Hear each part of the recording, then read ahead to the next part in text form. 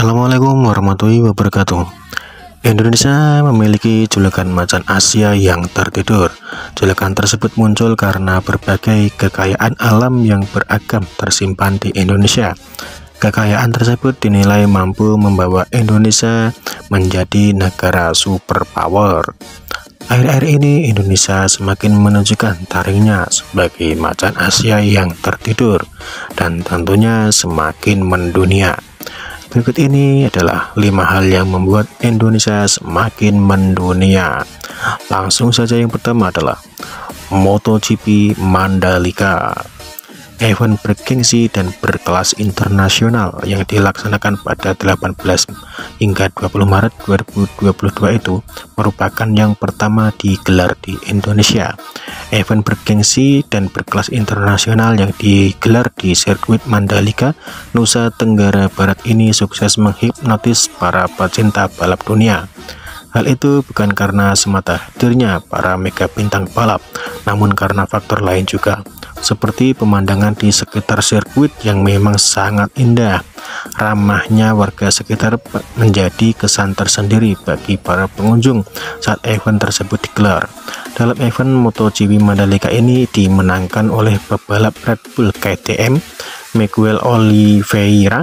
Posisi kedua ditempati oleh pebalap Yamaha Fabio Quartararo dan podium ketiga dimenangkan oleh pebalap Pramac Ducati Johann Zarco.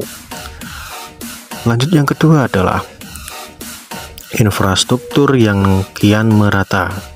Pak Jokowi menyampaikan bahwa pembangunan harus merata, tidak Jawa sentris.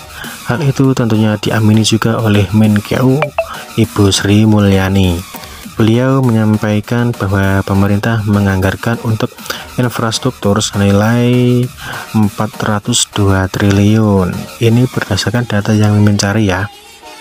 Dan beberapa realisasi yang telah tercapai antara lain seperti bendungan air yang bisa digunakan aliri persawahan, fasilitas kesehatan, infrastruktur konektivitas jalan, jembatan, kereta api, dan bandara, serta infrastruktur di bidang teknologi informasi.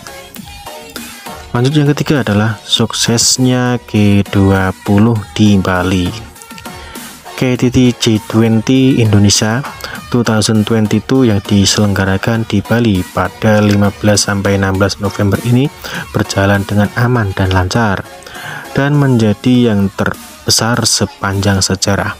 Pasalnya, KTT G20 berhasil mengadopsi dan mengesahkan deklarasi pimpinan G20 atau G20 Bali Leaders Declaration. 17 negara yang hadir antara lain Indonesia, Afrika Selatan, Amerika Serikat, Arab Saudi, Australia, India, Inggris, Italia, Jepang, Jerman, Kanada, Korea Selatan, Perancis, Cina, Turki, dan Uni Eropa. Adapun negara yang tidak dapat hadir adalah Rusia, Brazil, dan Meksiko.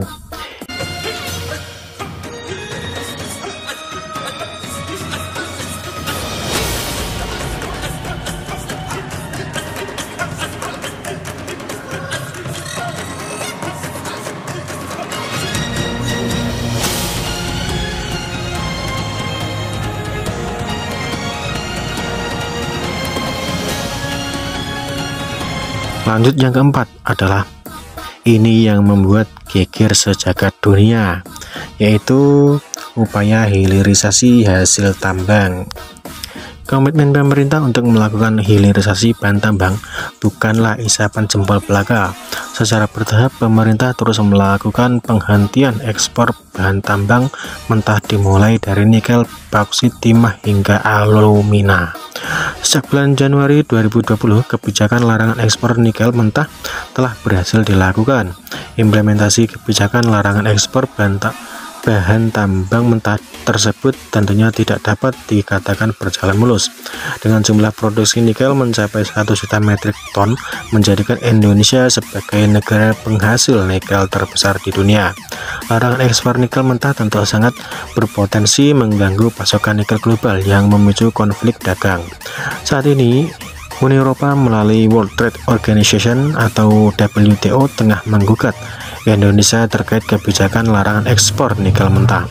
Padahal tujuan utama pemerintah Indonesia menghentikan ekspor bahan tambang mentah adalah untuk meningkatkan nilai tambah domestik melalui hilirisasi produk pertambangan.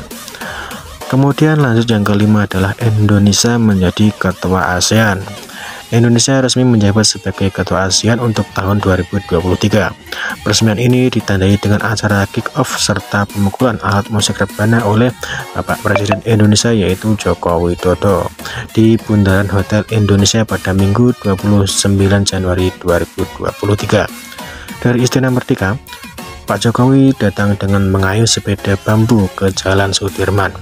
Dia lalu turun dan berjalan kaki ke lokasi acara bersama sejumlah duta besar dan perwakilan tetap negara sahabat.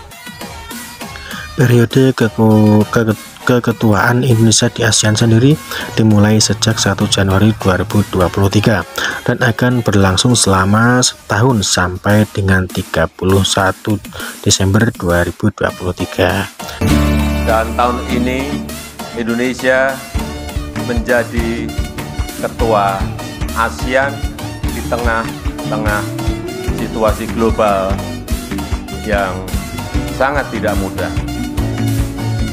Tetapi saya meyakini bahwa ASEAN masih penting dan relevan bagi rakyat, bagi kawasan, dan bagi dunia. Dan dengan mengucap Bismillahirrahmanirrahim pada pagi hari ini secara resmi saya nyatakan kick off keketuaan ASEAN Indonesia 2023 dimulai. Nah, gimana pendapatmu guys tentang kenapa Indonesia semakin mendunia? Share di kolom komentar ya. Terima kasih sudah menyaksikan. Wassalamualaikum warahmatullahi wabarakatuh.